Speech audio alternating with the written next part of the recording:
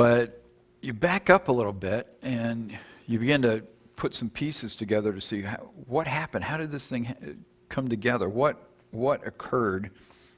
What pressed this to the point that it exploded in the way that it did, and with so much loss of life and destruction of property, which it really was just totally out of hand. So let's go back. Here's a historical setting. Go back to a historical setting with Indian Territory. This is this area coming out of the Louisiana Purchase in 1803. It's surveyed, Lewis and Clark, or at least above us, but this was included in that area. And then they said, well, we have all these lands now on the other side of the Mississippi River we need to do something with.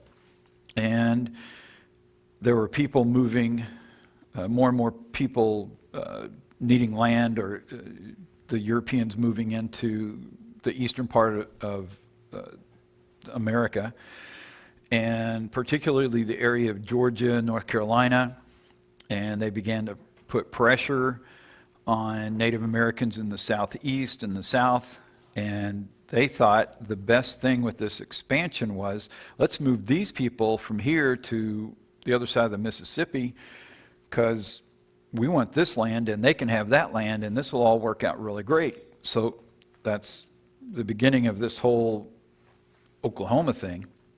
Started with those ideas. The people in Georgia found that the tribes with Cherokee Creek, Chickasaw, Seminole, they looked at what they were doing, and many of them had adapted to plantation or farm life. They learned how to farm, they learned how to build houses, they learned how to do many of the things in trading that the European Americans were doing. And when they saw that, they said, that's a nice house. What if we just take it? So let's load those guys up. They also learned, these Indian tribes, to have slaves.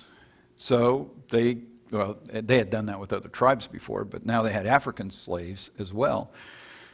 So the time came, Andrew Jackson said, let's move all these guys off their property, and they can go to Indian Territory. So that's the move. So that's happening in the 1830s. Some of them had left earlier, so the 1820s. Some of them are here, and some of them in Arkansas, some here in Indian Territory. And they settled.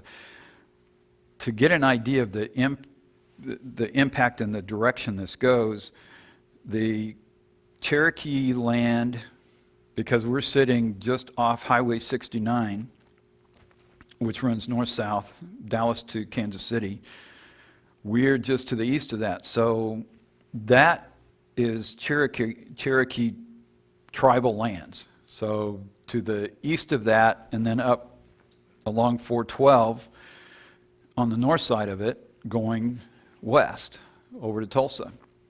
So in Tulsa, on the north side, a little further north, off of 412 or I-244, is Cherokee Nation, still tribal today.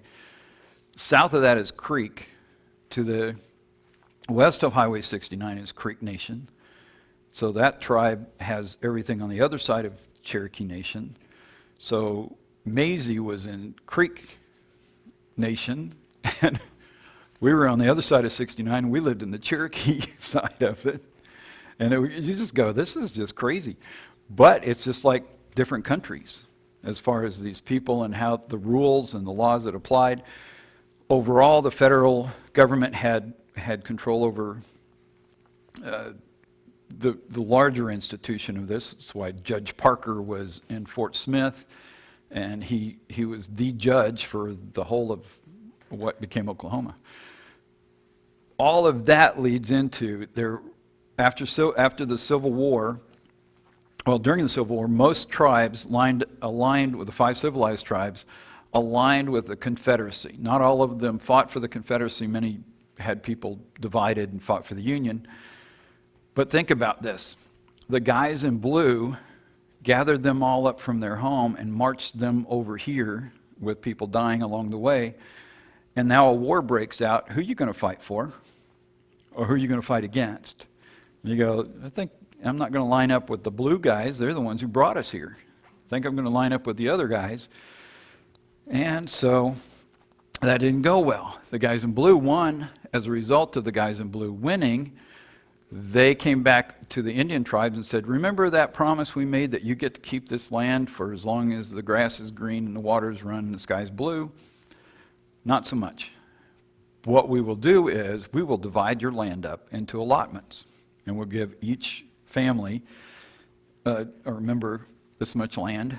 So they divided it up, and the allotments went out. So the Creeks got their allotments, Cherokees got their allotments, and so the land got broken up.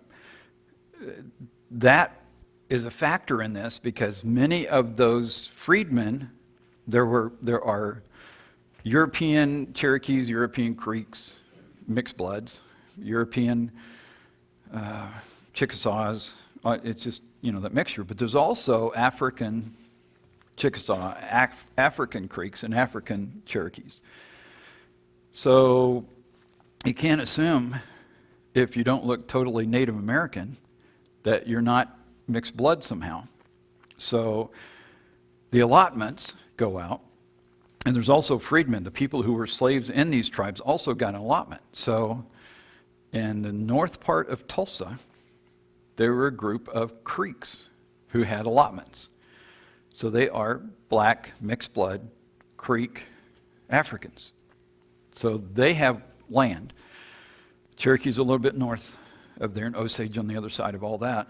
And they begin to build their businesses. Tulsa, in the early 1900s, has this huge boost with the oil industry, and they begin to take off. At the time, Claremore is the bigger city, Tulsa is smaller, but they were able to do some finagling with the railroads to get the center lines to come to Tulsa, and some guys paid some extra money, and maybe there were kickbacks. I don't know what all went into this, but they got the lines. So the lines show up there, which sort of makes sense because the oil was closer. They get the money. The thing starts to boom. Financially, it's taking off. At the same time, we've got some African Indians, African Creeks, African Cherokees, just on the other side of downtown. And then there was a movement in Indian Territory because they were open to having the blacks, former slaves or freedmen, they didn't care either way, to live in the midst of Indian Territory. So the place with the largest number of black towns, started by black people, freed or previously free, freed from the Civil War or previously free. They came there, 50 of them in Oklahoma. 50 towns set up by black people for black people, and it was working. And the tribes worked with them, and the people are working together. And so in North Tulsa, they set up this thing about Greenwood, and they began to build. And a couple of entrepreneurial blacks came in, bought bigger tracts, 40 acres there, Greenwood and Archer and North, and set out to build a city or a town for blacks so that they could have their enterprises and businesses. Well, it's already happened all over the state, just Tulsa hadn't had one. Now they have one being built. It's in a time of growth, economic growth. The whole area is just taken off. Money is everywhere. Lots of money is coming in. So these guys build hotels, and businesses are up and down the city. They own cars, airplanes. I mean, this is seriously working really well. And people on both sides. And they are used to having a black town and a white town. That wasn't a new thing. However, there were people seeing the successes that were happening on the black town side who were a little envious and didn't think that was, So they're not necessarily getting along all that well. Civil War, just hit this real quick. So 1865, war ends. there is a huge change. So the amendment to the Constitution says we have free men. We're going to free the slaves. We're not going to do that. We are going to allow them to vote, and we're going to allow them to run for office. We have black senators, congressmen. They are in office until the 1870s. And all of a sudden, white America decided, you know what? We don't much care for that. So it had opened up. You may not have realized it. It had opened up. And then they said, nope, we're going to close it down. So the Jim Crow laws come in, saying we're going to have segregation. And we're going to have a segregated school. We're going to have and no, we don't want you in office. I mean, it just shut it down. They're going to come up with a way to come up with poll taxes and tests and make sure that people can't vote. And it also affected poor whites and poor Native Americans and poor everybody. But they just came up with a way to shut it all down. So by the 1870s, that's happening. So now we're moving towards 1921.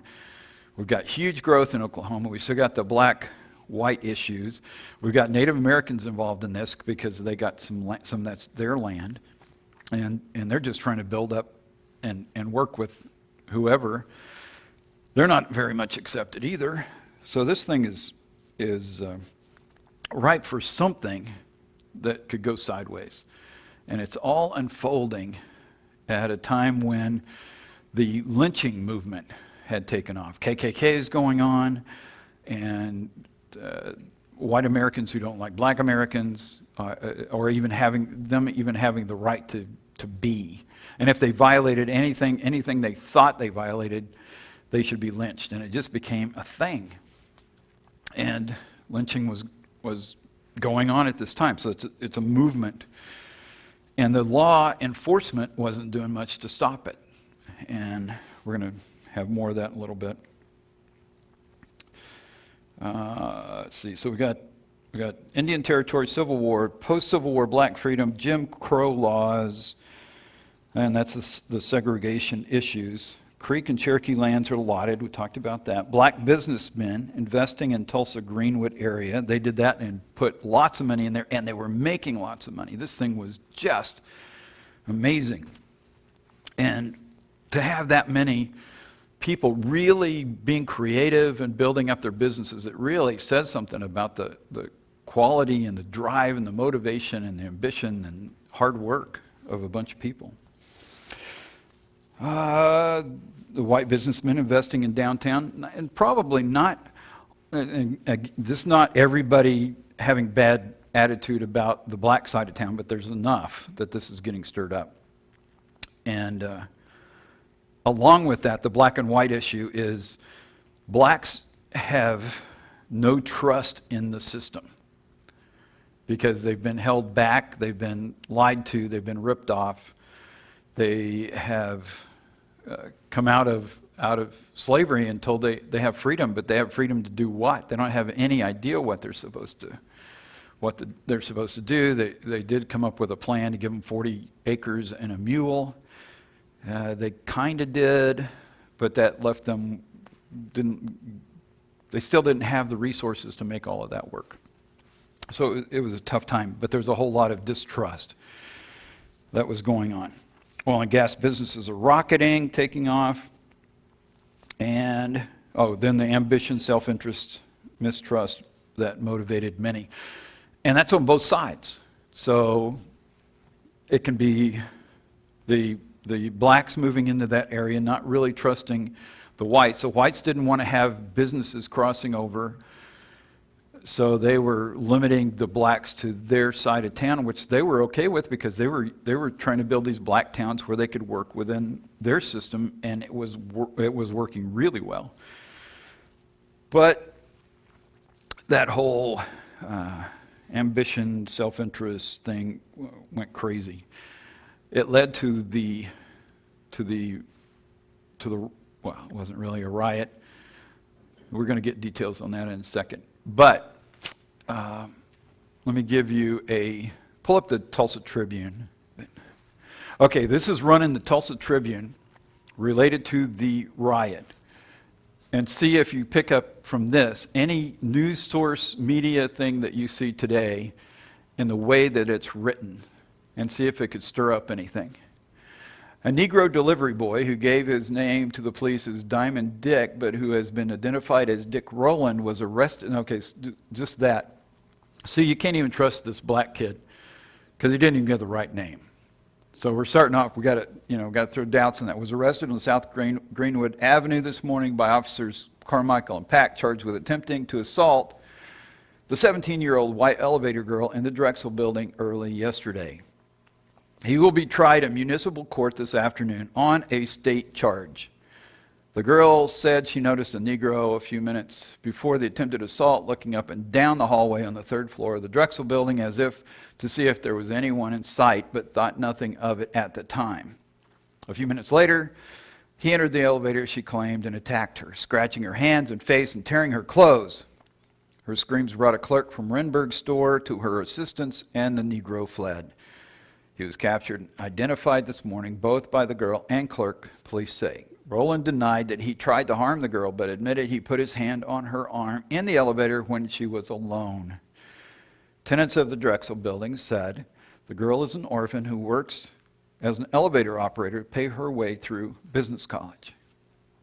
So Dick Rowland is a black kid who is an orphan from Veneta, who is working in Tulsa, shining shoes. Then the bathroom for the Negroes, because we got, can't use white bathrooms, is on the top floor of the Drexel building. He has to take the elevator up. He's out there shining shoes. Got to get on the elevator. Got to go to the top floor. And something happened in the elevator, and they think it got caught and rocked and knocked him into her or her into him. She was startled. That was it. Because she screamed or startled or made a noise, he ran because he's a black kid in the white side of town and nobody trusts him. That article, you'll see, just remember the elements of that article because we're going to look at this video.